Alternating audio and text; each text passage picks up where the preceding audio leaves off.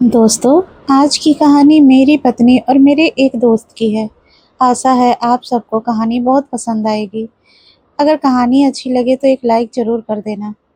Channel पर पहली बार आए हो तो चैनल को सब्सक्राइब भी कर लेना। और हाँ, गंदे कमेंट मत करना प्लीज़। यह कहानी केवल आपके मनोरंजन के लिए है। तो चलिए कहानी को आगे बढ़ाते हैं। मेरा नाम वरुण है। मैं पानीपत में एक फैक्ट्री में काम करता हूँ। मैं एक शादीशुदा आदमी हूँ। मेरी बीवी रेखा देखने में बहुत खूबसूरत है। गोरा बदन और लंबाई 5 फीट 2 इंच की है। यह बात उन दिनों की है जब मेरी बीवी को एक बच्चा चाहिए था, लेकिन मेरी कई बार कोशिश करने के बाद भी कुछ नहीं हो पाया। जैसा कि मैंने बताया कि मैं एक फैक्ट्री में नौकर हूँ, तो हम दोनों एक किराए के एक कमरे में रहते थे। वहाँ सिर्फ एक कमरा, एक किचन और एक बाथरूम है। अलग-अलग में 3-4 किराएदार और भी हैं। वहीं कुछ दिनों पहले एक पड़ोसी आया। वैसे तो वह भी शादीशुदा था, लेकिन वह अकेला ही पानीपत आया था। यह कहानी इसी आदमी की है। जब मेरी बात उससे होने लगी, तो उसने बताया कि उसके 2 बच्चे हैं और वह सब उत्तर प्रदेश में रहते हैं। ऐसे ही कुछ दिनों तक बातें करते करते हम दोनों साथ में दारू पीने लगे। वह दारू लाता और मैं उसे अपने घर में बिठाकर दारू और खाना खिलाता। वैसे तो मेरी बीवी मुझसे बच्चों की सुख नहीं मिलने की वजह से खुशी नहीं थी, लेकिन मैंने नोटिस किया कि मेरी बीवी हमारे पड़ोसी को अच्छे से खिलाती थी और उसका आना उसे बहुत खुश कर देता था। यह सब देखकर मेरे अंदर बच्चा पाने की ख्वाहिश ने जन्म ले लिया। अब मैंने प्लान बनाया। एक दिन जब हम दोनों दारू पीने बैठने वाले थे, तो मैंने अपनी बीवी को प्यारी सी रहने दिया। मैंने उसे बोला, शाम को दारू पीने के बाद मिलते हैं। तुम साड़ी पहन कर रहना। वह मान गई। शाम हुई और हमारा पड़ोसी हमारे घर आया और हमने दारू पीना शुरू कर दिया।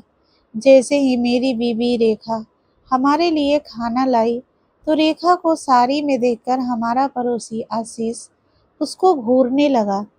जैसे ही मेरी बीवी किचन में गई, तो मैंने आशीष को बोला, भाई क्या हुआ? मेरी बीवी को ऐसे क्यों देख रहे हो?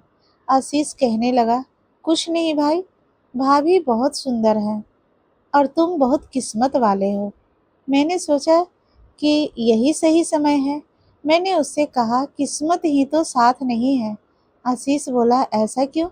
मैंने बताया, यार मेरी वजह से हम माता पिता नहीं बन पा रहे हैं और मेरी बीवी को बच्चा चाहिए।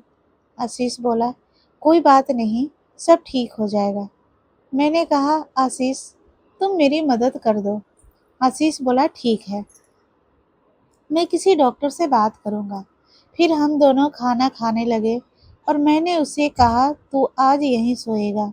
वह बोला, नहीं यार, एक कमरे में हम तीनों नहीं सो पाएंगे। फिर भाभी भी तो है। मैंने कहा, सब हो जाएगा, भाभी की चिंता मत करो। वह बोला, ठीक है, तू एक बार भाभी से पूछ ले। मैंने रेखा को बुलाया। रेखा आई तो मैंने उससे पूछा कि आशीष आज यहाँ रुक सकता है। आशीष के सामने होते हुए वह मना नहीं कर पाई, लेकिन वह अंदर ही अंदर खुश भी थी। हमने 2-2 पैक और लगाए और मैंने टल्ली होने का बहाना किया। मैं सो गया। हमारे कमरे में सिर्फ एक पलंग है और उस पर रेखा ने आशीष को लेटा दिया।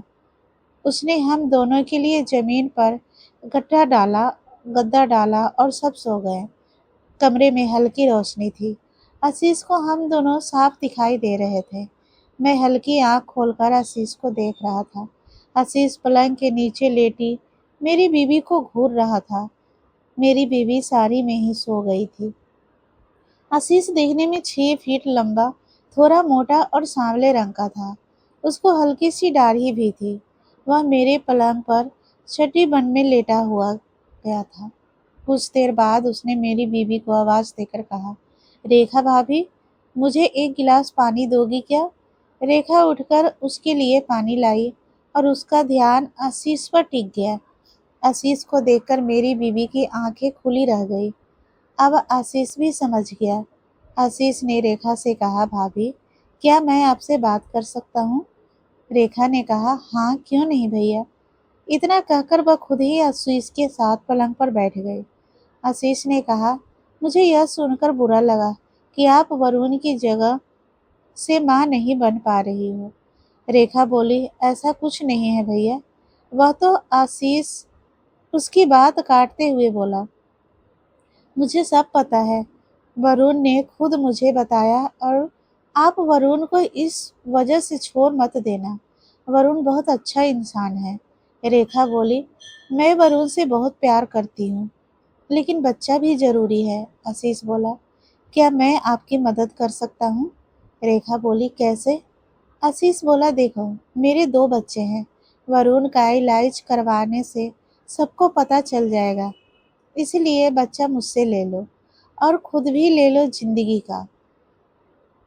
बच्चा भी ले लो, सुख भी ले लो जिंदगी का। रेखा बोली, कोख सीजन में बच्चे की बात अलग है और सुनंदा आशीष की पत्नी अपनी बच्चा नहीं देगी।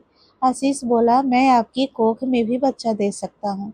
रेखा बोली, भैया, आप यह कैसी बात कर रहे हैं? वरुण को पता चला तो आशीष बोला, वरुण को कुछ पता नहीं चलेगा, आप बेफिक्र रहो। यह कहते हुए उसने मेरी बीवी का हाथ पकड़ लिया। अब आगे की कहानी रेखा की जुबानी सुने। जैसे ही आशीष ने मेरा हाथ पकड़ा, मेरे तन बदन में एक आग सी लग गई। मैंने तो मन तो मेरा भी था, लेकिन मैं नाटक करती हुई बोली, यह सब गलत है। आशीष बोला, कुछ गलत नहीं है। वह मेरा हाथ पकड़कर सहलाने लगा। मेरे दिल में अजीब सी हलचल पैदा हो रही थी। वैसे भी मेरे पति ने मुझे दिन में प्यासा छोड़ दिया था। मेरे पति नीचे फर्श पर गद्दा बिछाकर सो रहे थे। मुझे डर तो लग रहा था, पर मजा भी बहुत आ रहा था। मैं नशे में चूर होने लगी थी। मेरे मुंह से आवाज सुनते ही मानो आशीष को ग्रीन सिग्नल मिल गया। अब तक मैं उसे मना करती, तब तक देर हो गई थी। मुझे मजा आ रहा था। लगभग 10 मिनट तक ऐसे ही चला। मैं भूल गई थी कि मेरा पति भी वही है। मैं आशीष से कहने लगी, मुझे माँ बनना है। यही तो मेरी इच्छा है। पता नहीं कब मुझे नींद आ गई। सुबह 5 बजे मेरी आँख खुली और मैं उठकर खुद को सही किया और फिर से अपने पति के पास सो गई। दोस्तों, जैसा कि आपने सुना कि मेरी बीवी रात भर खेल खेलती रही थी और दूसरी तरफ मैं चादर ओढ़कर उनको देखता रहा। मुझे उस रात देखकर बहुत मजा आया। सुबह आशीष जगा और उसने मुझे बाय किया, फिर वह चला गया। अब वह जब चाहे मेरे घर आने लगा था। कभी कभी मेरी बीवी खुद उसको खाना देने के बहाने उसको रूम में ले जाने लगी थी। अगले महीने मेरी बीवी ने मुझे बताया कि वह बच्चे की माँ बनने वाली है। मुझे पता था, पर मैं अपनी शादीशुदा जिंदगी को बचाकर बहुत खुश था। साथ ही साथ मेरी बीवी भी बच्चा पाकर खुश थी। वह अभी सारा मजा लेती है और हम तीनों को मालूम है कि हमारे बीच क्या चल रहा है। एक दिन हम दोनों दोस्त दारू पी रहे थे तो आशीष ने रेखा से कहा, कभी आप ही तो इसका स्वाद चख लो कैसी है यह। वह नाखुर करती हुई दारू पीने को राजी हो गई। हम तीनों पैगाना शुरू कर दिए। दारू के नशे में हम सब मस्ती भरी बातें करने लगे। उसी बीच आशीष ने मेरी बीवी को अपने पास खींच लिया। मेरी बीवी भी उसके पास बैठ गई और वे दोनों मस्ती करने लगे। मैं भी बीड़ी जलाकर उन दोनों को देखने लगा। मुझे भी इससे कोई क्रेज नहीं रह गया था। कैसी लगी आपको यह कहानी? कमेंट करके ज़रूर बताइएगा। मिलते हैं अगली कहानी के साथ। धन्यवाद।